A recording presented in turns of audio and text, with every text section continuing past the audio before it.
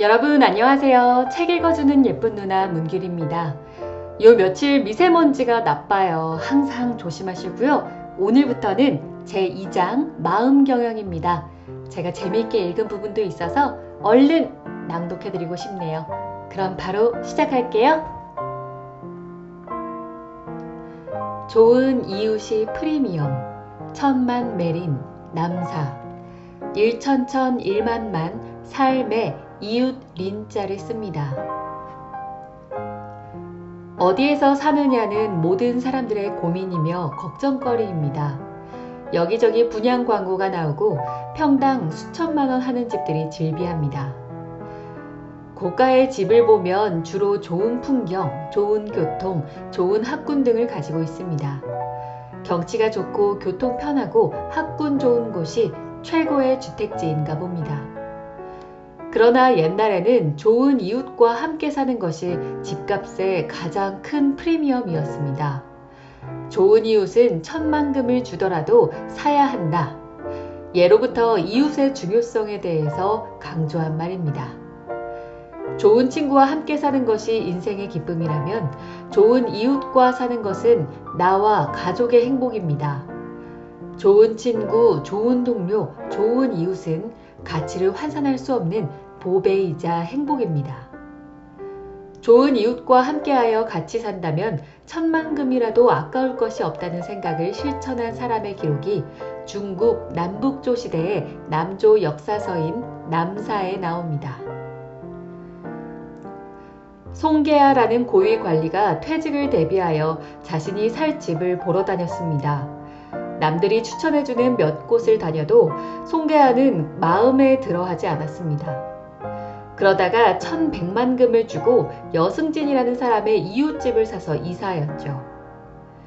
100만금밖에 안 되는 집값을 1100만금이나 주고 샀다는 말에 여승진이 그 이유를 물었습니다. 송계하의 대답은 간단했습니다.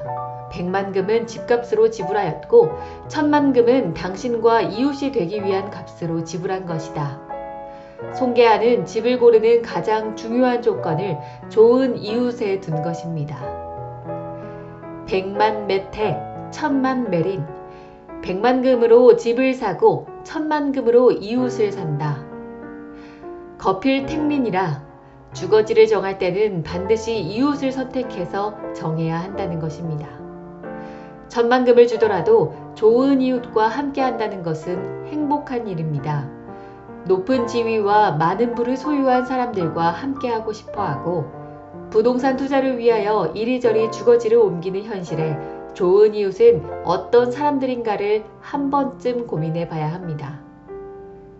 함께하는 이웃이 좋으면 인생이 행복합니다. 우산은 원래 민둥산이 아니었다. 우산지목, 맹자, 소우, 매산, 갈지, 나무목자를 씁니다. 세상이 살기 싫다고 건물에 불을 질러 무고한 생명을 죽이거나 불특정 다수에게 자신의 원한을 표출하는 사건이 꼬리에 꼬리를 물고 일어나고 있습니다. 인간은 정말 원래부터 악한 존재일까요? 아니면 세상이 그렇게 만든 걸까요? 전국시대의 맹자의 논리는 간단합니다. 인간들은 원래 착하게 태어났다. 그런데 모진 풍파와 세월이 인간의 마음에 상처를 주고 악하게 만들었다. 우리는 절대로 이 끈을 놓아서는 안 된다는 겁니다. 맹자는 자신의 논리를 당시 지도자들에게 설득하기 위하여 우산지목이라는 고사를 꺼냅니다. 내용은 이렇습니다. 우산이란 산은 풀 한 폭이 나지 않는 민둥산의 이름이다. 그러나 이 산이 원래부터 민둥산은 아니었다. 처음에는 나무가 울창했으나 대도시 주변에 있었기 때문에 수많은 사람들이 오르내리면서 나무를 베어갔다. 나무를 잃은 우산은 사람들이 안 오는 밤에 이슬을 머금고 부지런히 싹을 틔워내고 풀을 키웠다. 그러나 이번엔 목동이 소와 양을 끌고 나타나 조금 자란 그 풀마저 모두 뜯어먹히고 말았다. 나무도 풀도 더 이상 자라지 못하게 된 우산. 그러나 그 산이 원래부터 민둥산은 아니었다. 맹자의 우사는 바로 우리들의 이야기입니다. 우리 인간은 원래 따뜻한 사랑과 선한 마음을 가지고 있었습니다. 그런데 우산에 도끼가 들어와 나무를 마구 베었던 것처럼 세파의 도끼가 우리의 양심을 찍어댄 것이지요. 우리들의 마음은 하루하루 황폐화되기 시작했습니다. 그래도 하루 일과를 마치고 집으로 돌아와 가족과 함께하는 저녁이 되면 찍히고 상처난 영혼을 다시 추스르곤 합니다. 그러나 다음날 아침이면 또다시 세속의 험난한 파도에 부딪혀 그나마 살려낸 영혼은 다시 빛을 잃어갑니다. 우산지목 상미의 우산의 나무는 일찍이 아름다웠다. 맹자의 이런 날카로운 외침 뒤에는 마지막까지 포기하지 않았던 인간에 대한 믿음과 확신이 있었습니다.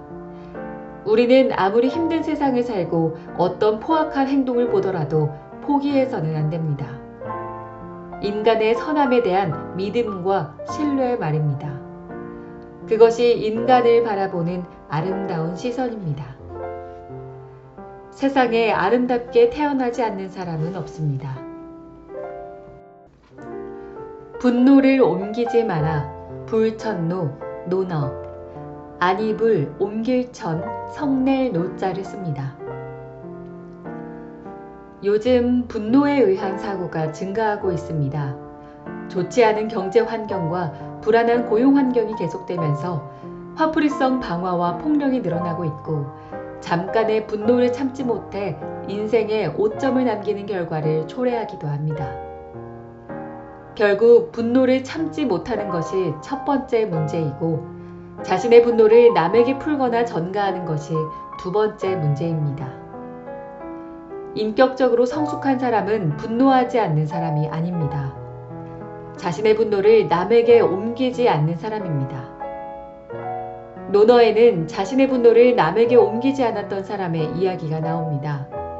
공자가 그의 제자들 중에서 누구보다 아꼈던 수제자 안회. 29살의 나이로 요절한 불운의 사나이이기도 한 안회는 맹자와 함께 유교의 인물 중에서 공자 다음으로 자주 거론되는 인물이기도 합니다. 공자는 안회야말로 자신의 수제자임을 공언하면서 안회를 인정하는 가장 중요한 근거로 자신의 분노를 남에게 옮기지 않는 점을 꼽습니다. 대부분의 사람들은 자신의 분노를 어디에든 풀려고 합니다. 그러나 안회는 자신의 분노를 속으로 사귀며 멈출 줄 알았던 인물로 평가됩니다. 세상에 분노하지 않는 사람이 누가 있겠습니까? 분노를 참는 사람보다는 주변에 그 분노를 옮기지 않는 사람이 진정 성숙된 사람의 모습일 겁니다. 불천노, 불이과. 자신의 분노를 남에게 옮기지 마라. 한 번 한 잘못을 두 번 반복하지 마라. 주변 사람들이 그 사람의 감정 상태를 살피게 만드는 사람은 자신의 감정을 혼자 해결하지 못하고 남에게 푸는데 습관이 되어 있는 사람입니다. 회사에서 일어났던 분노를 집에 와서 가족에게 푸는 사람만큼 옹졸한 사람은 없습니다. 화를 참기는 쉬워도 남에게 옮기지 않기는 어렵습니다.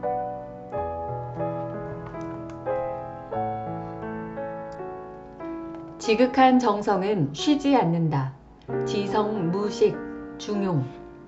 지극할 지, 성실할 성, 없을 무, 쉴 식자를 씁니다. 현대사회에서 기업에 필요한 중요한 윤리를 하나 고르라면 단연코 정성을 다한다는 뜻의 성일 겁니다. 외국 학자들 사이에서도 동양의 비약적인 기업 발전에 이 성실이 있었다고 진단합니다. 부품 하나라도 성실하게 조이고 마무리하는 근로자들의 성실함에서부터 조직의 리더로서 소명의식을 갖고 최선을 다하여 기업을 위해 몸바치는 관리자들의 성실함에 이르기까지 성실함이야말로 동양적 가치의 가장 중요한 윤리로 인식되어 왔습니다. 정성과 성실이란 뜻을 가진 성에 대하여 많은 정의를 하고 있는 책은 중용입니다. 첫째, 성실함은 자신의 완성을 통하여 남을 완성시켜 줍니다.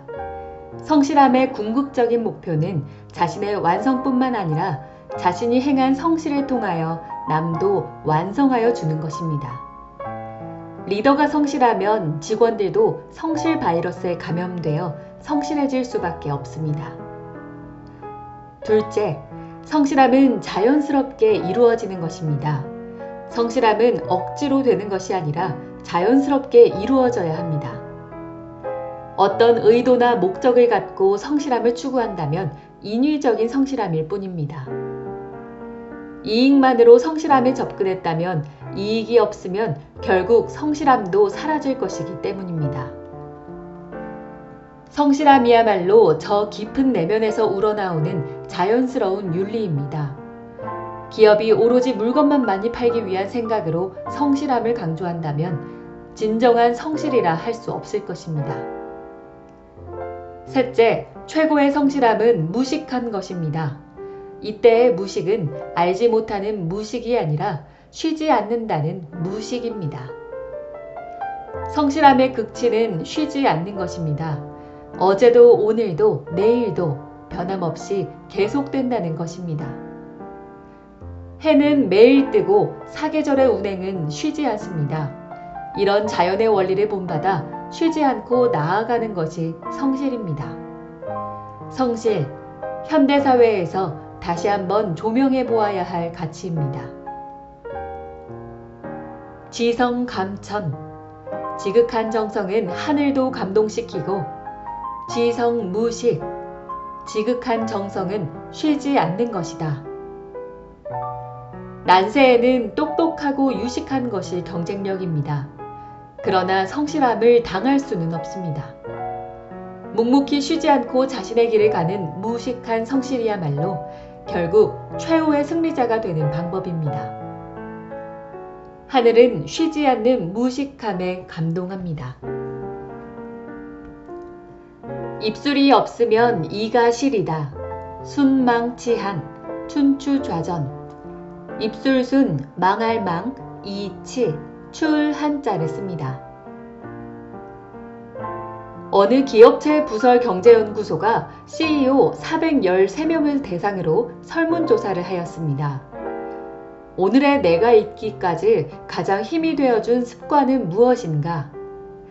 답변한 CEO의 19.7%가 순망치한이란 사자성어를 뽑았다고 합니다.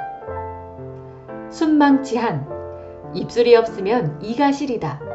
춘추좌전에 나오는 사자성어로 입술과 이의 관계처럼 이가 아무리 중요한 역할을 해도 이가 없으면 이가 시려 그 기능을 상실할 수밖에 없다. 그러므로 필요하지 않은 존재는 없다는 것을 강조하는 말입니다.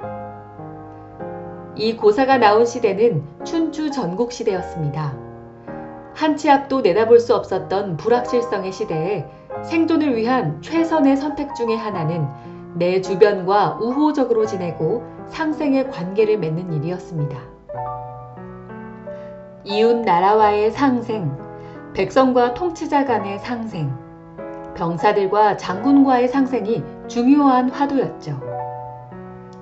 난세일수록 결국 상생과 공존이 경쟁력입니다.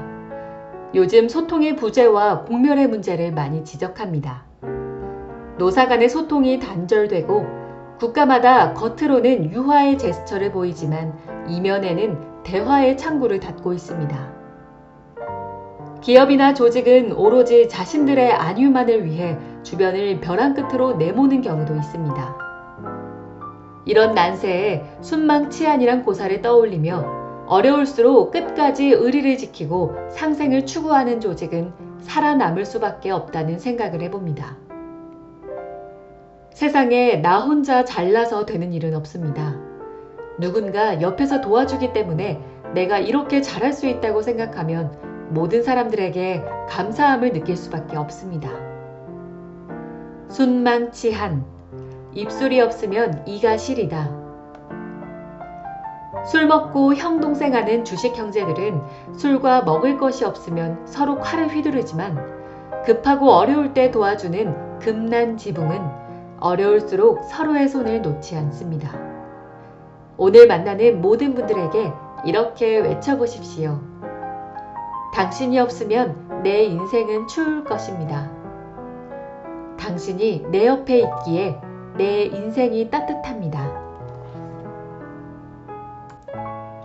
남의 불행을 참아 보지 못하는 마음, 불인지심, 맹자, 안이불 참을인, 갈지, 마음 심자를 씁니다. 인간에게는 남의 불행을 차마 눈뜨고 보지 못하는 마음이 있다고 합니다. 굶주림으로 고통받는 저개발 국가 어린이의 사진을 보고 가슴이 찡해지는 것이나 고통에 빠져 절망하는 사람을 보고 그냥 지나치지 못하는 것은 바로 인간이 가지고 있는 착한 본성 때문이라는 것인데요. 맹자는 이런 인간의 마음을 불인지심이라고 합니다.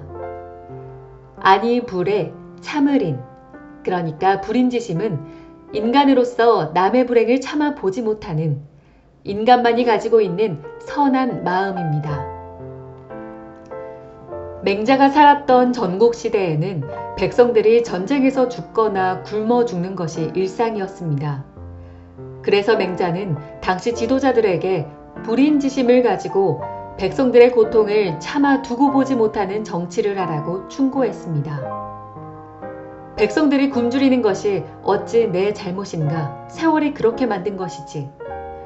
지도자들이 자신의 책임을 발뺌하자 맹자는 살인자가 칼로 사람을 죽여놓고 내가 죽인 것이 아니라 칼이 죽인 것이라고 한다면 당신은 그 말을 인정하겠는가? 이렇게 되물었습니다. 당신은 저 힘들고 불쌍한 백성들을 보면 불인지심이 느껴지지 않는가? 그 마음을 확충하여 백성들을 위한 불인지정을 펼쳐라. 불인지정, 백성들의 불행을 차마 두고 보지 못하는 리더의 이상적인 정치입니다. 인계유, 불인인지심. 사람들은 모두 다른 사람의 불행을 차마 두고 보지 못하는 마음을 가지고 있다. 소비 감소에 자영업자들이 무너지고 청년 실업자가 거리에 넘쳐나고 있습니다. 세계적인 경제 위기라고 하지만 리더들은 다른 탓으로 돌려서는 안 됩니다. 남의 불행을 차마 두고 보지 못하는 불인지심을 가지고 국민들의 배를 채워줘야 합니다. 선거에 눈이 멀고 자리 보존에만 급급한 지도층 인사들이 이 암울한 현실을 하늘 탓이라고 한다면 맹자의 표현을 빌려 그것은 사람을 찔러놓고 칼이 찔렀다고 발뺌하는 것과 같을 것입니다. 남의 불행을 차마 두고 보지 못하는 마음, 우리들에게 당장 필요한 마음입니다. 당신의 불행을 차마 눈뜨고 보지 못하겠습니다. 버럭쟁이가 되면 천하를 잇는다. 폭노위계, 명심보감, 사나울포, 성내노, 될위, 경계개자를 씁니다. 우리가 인생을 살면서 무엇보다도 경계해야 할 일은 바로 갑작스런 분노입니다.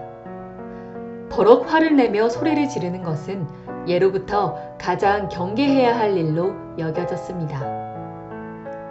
갑자기 자신의 감정을 잃어버리고 분노를 분출하면 그 결과는 의외로 심각하게 벌어질 수 있습니다. 인성교과서 명심보감에는 리더의 갑작스런 분노에 대하여 이렇게 경계하고 있습니다. 관직에 있는 자가 가장 경계해야 할 일은 갑작스런 분노다. 만약 아랫사람의 일처리에 못마땅한 것이 있다면 마땅히 자세히 이를 살펴서 대처해야 한다. 그러면 어떤 일이든 사리에 적중하지 않음이 없을 것이다. 만약 먼저 갑작스런 분노를 표출한다면 이것은 다만 자신에게 손해가 될 뿐이다. 여기서 폭노란 버럭 화를 내는 갑작스런 분노입니다. 분노 자체가 문제라기보다는 갑작스런 분노를 조심해야 할 일이라는 것이지요. 사실 분노를 포함한 희노애락의 인간의 감정, 그 자체에 문제가 있는 것은 아닙니다. 인간이기에 기쁘고 분노하고 슬퍼하고 즐거운 감정이 있을 수 있습니다. 다만 그것이 때를 잃고 명분을 잃었을 때 중용의 원칙에서 벗어난다는 것입니다. 화를 내야 할 때 너무 참는 것도 문제고 과도한 화를 내는 것도 문제입니다. 감정의 적절한 표현과 발산, 중용을 지키며 사는 사람들의 인생 철학입니다. 당관자, 필히 폭노위계. 관직에 있는 자는 반드시 갑작스런 분노를 경계해야 한다. 병 중에 가장 큰 병이 화병이라고 합니다. 가슴속에서 불이 나고 화가 치미는 병으로 어떤 약으로도 치료가 되지 않는 병이죠. 자신의 마음을 다스리는 방법밖에는 없습니다. 분노는 상대방에 의해서 생겨나는 것이 아니라 내 안에서 일어나는 감정일 뿐입니다. 내 가슴 안에서 폭발한 분노는 나와 타인에게 큰 상처를 입혀 회복하는데 많은 시간이 걸릴 수밖에 없습니다. 자신을 다스리지 못하고 버럭 화내는 폭로는 무엇보다 주의해야 할 감정입니다. 분노가 지나쳐 갑자기 나온 말에 찔리면 평생 아픕니다. 먹을 것이 있어야 윤리 도덕이 나온다. 항산 항심 맹자. 항상 항 나을 산, 항상 항 마음심자를 씁니다.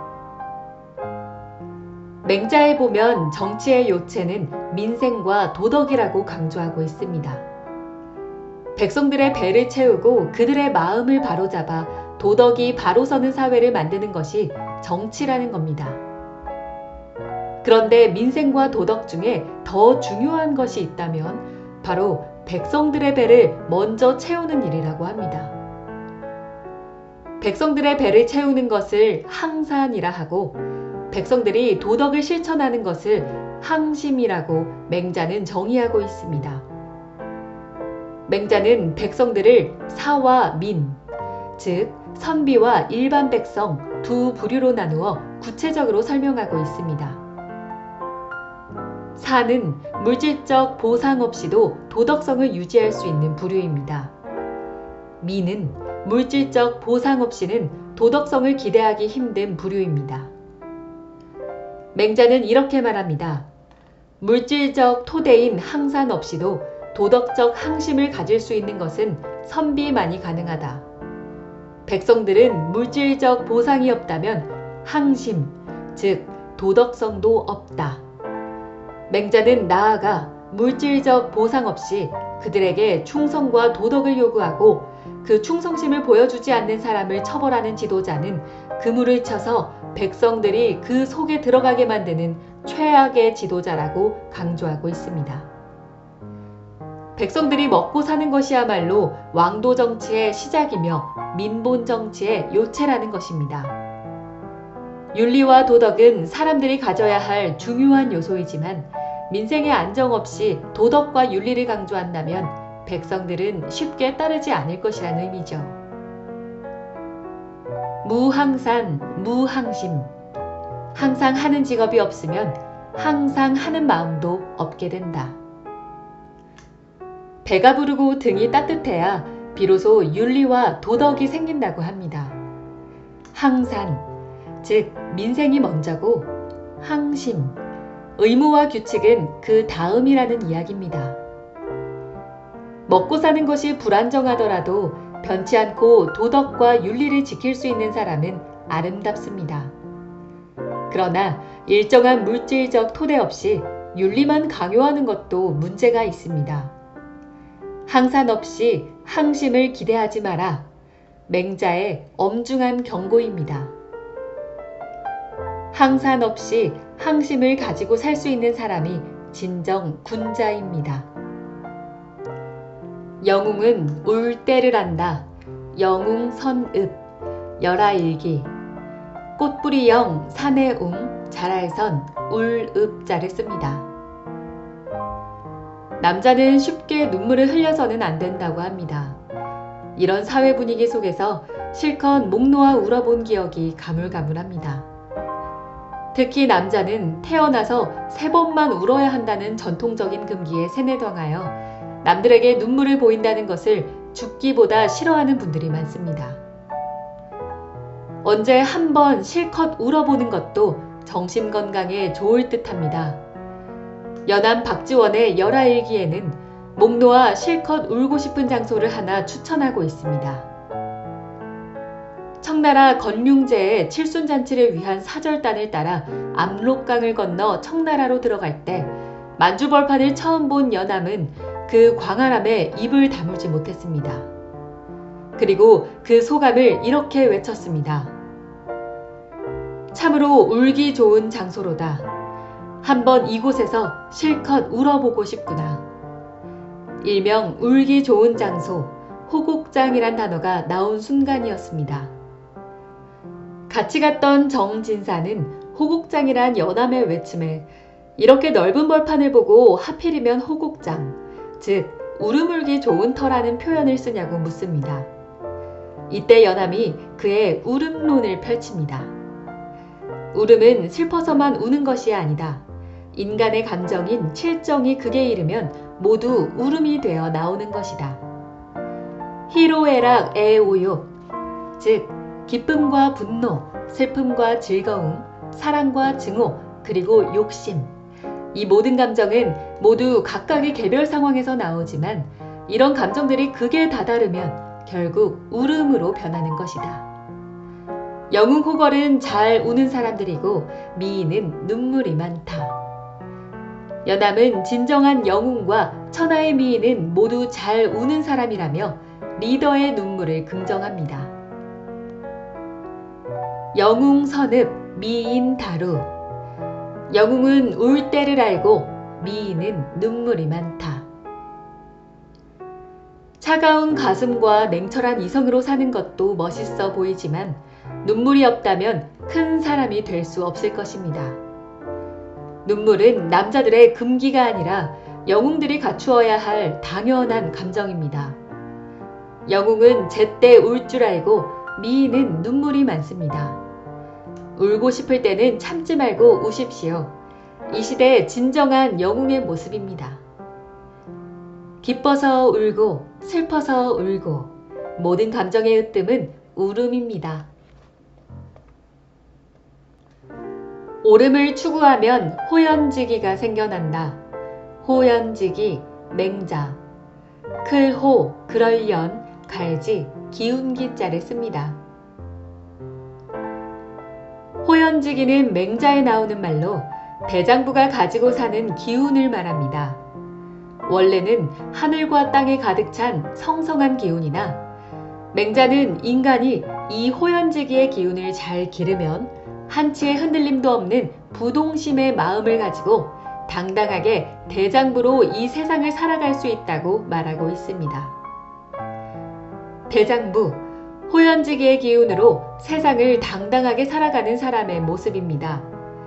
문제는 어떻게 호연지기를 잘 길러 당당한 대장부의 인생을 살아가느냐겠죠. 맹자는 호연지기를 어떻게 길러야 하는지를 의를 통해 정의하고 있습니다. 호연지기란 정의하기 힘든 기운이다. 이 호연지기는 지극히 크고 지극히 강대하며 의와 짝하는 것이다. 호연지기는 지극히 강하고 센 기운입니다. 이 기운은 늘 옳음과 함께합니다.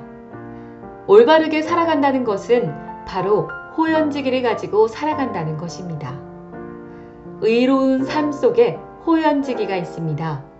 모든 인간관계를 오로지 이익에 의해서 이합집산하고 삶의 목표가 이익에만 탐닉되어 있다면 이런 사람은 호연지기의 기운이 점점 쇠퇴해져서 배는 부르나 정신적인 공황 상태에 빠져버리고 말 것이라고 맹자는 경고하고 있습니다. 호연지기는 의의 실천이 모여서 생겨나는 것이다. 이것이 없으면 인간은 굶주림에 이를 것이다. 여기서 굶주림은 정신적 굶주림입니다. 단순히 좋은 집과 맛있는 음식만으로는 해결할 수 없는 정신적 뇌사 상태를 말합니다. 의가 없는 상태가 지속되다 보면 내 몸속에 호연지기가 떨어져 정신적인 공황과 결핍을 가져온다는 것입니다. 호연지기 배의. 호연지기는 의와 짝하는 것이다. 어려운 시절입니다. 그럴수록 정신적인 풍요로움이 요구됩니다. 집값이 떨어지고 주식과 펀드가 반토막이 나고 고용이 불안해지는 현실에 이익만 추구하고 산다면 정신적으로 피폐해질 수밖에 없습니다. 정신적인 풍요로움, 의로운 삶의 연습과 실천을 통한 호연지기의 충만함을 통해 가능한 상태입니다. 호연지기 가득한 사람은 정신적 충만감이 가득합니다. 마음을 재개하여 평형을 유지하라. 심재, 장자. 마음심, 재개할 재자를 씁니다.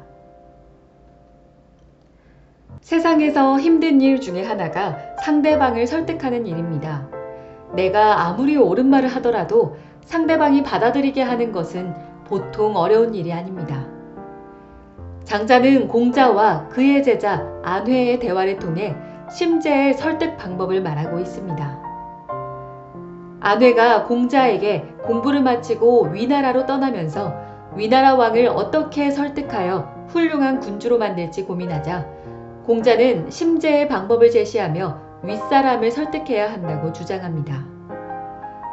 심재는 마음을 재개한다는 것입니다. 내 마음을 먼저 깨끗이 하고 상대방을 대하면 무리 없이 상대방을 설득할 수 있고 또한 스스로도 다치지 않는다고 말합니다. 심재는 내 뜻을 언어를 통하여 귀로 전달하지 말고 마음으로 전달하는 것이며 나아가 마음으로 전달하는 것을 넘어서 귀로 전달해야 한다는 것입니다.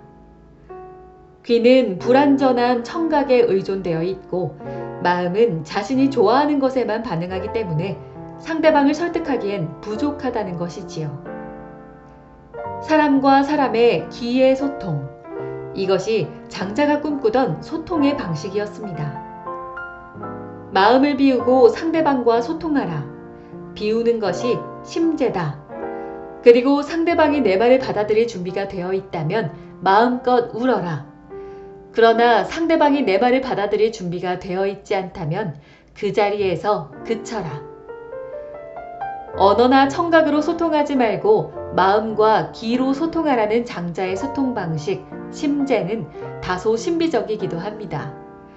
그러나 나의 의도와 목적을 버리고 나를 비워서 상대방과 귀로 접속하여 소통하고 상대방을 받아들이면 결국 진정한 의미의 일체감이 이루어질 수 있다는 생각입니다.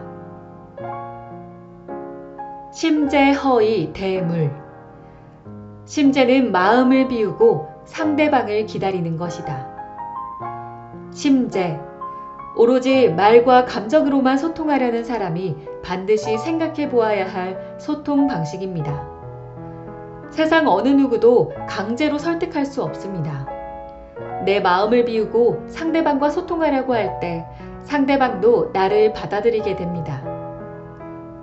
상대방이 내 말을 받아들이지 않는다면 이야기를 멈추어야 합니다. 자, 3분고전 세 번째 시간 오늘 제2장 마음경영 이야기 들려드렸습니다. 한 절반 정도 읽었는데요. 저는 정말 재밌게 잘 읽었어요. 마음에 와닿는 이야기들도 많았고 또 새기고 싶은 이야기도 있었던 게 이 버럭쟁이가 되면 천하를 잇는다. 이 이야기가 저는 많이 와닿았던 것 같습니다. 무엇보다 폭로, 갑작스러운 분노, 절제되지 않은 분노를 조심해야 된다 이 이야기를 하는데 정말 맞는 말인 것 같아요. 사실 사람이면 누구나 화날 수 있고 짜증날 수 있잖아요. 그런데 이 화를 어떻게 표현하느냐, 어떻게 분출하고 얼마나 절제하느냐 이 부분이 정말 그 사람의 성숙함을 보여주는 것 같아요. 저도 때때로 이게 잘 안 될 때가 있거든요. 왜 가족이나 뭐 정말 가까운 사이끼리는 조금 덜 조심하게 되는 게 있잖아요. 저도 좀 뉘우치게 되고 저를 되돌아보게 됐는데 이 감정의 적절한 표현과 발산, 중용을 지키는 삶. 무엇보다 이 폭로를 경계해야 된다는 이 말이 참 저에게 와닿았고 마음에 새기게 됐습니다. 여러분도 성숙하신가요? 얼마나 성숙하신가요? 네. 오늘 이렇게 마음에 와닿는 재밌는 이야기 함께 읽게 돼서 좋았고요. 다음 시간에 또 제2장 마음경영 마저 전해드릴게요. 저는 여기서 인사드릴게요. 여러분 좋은 하루 보내세요.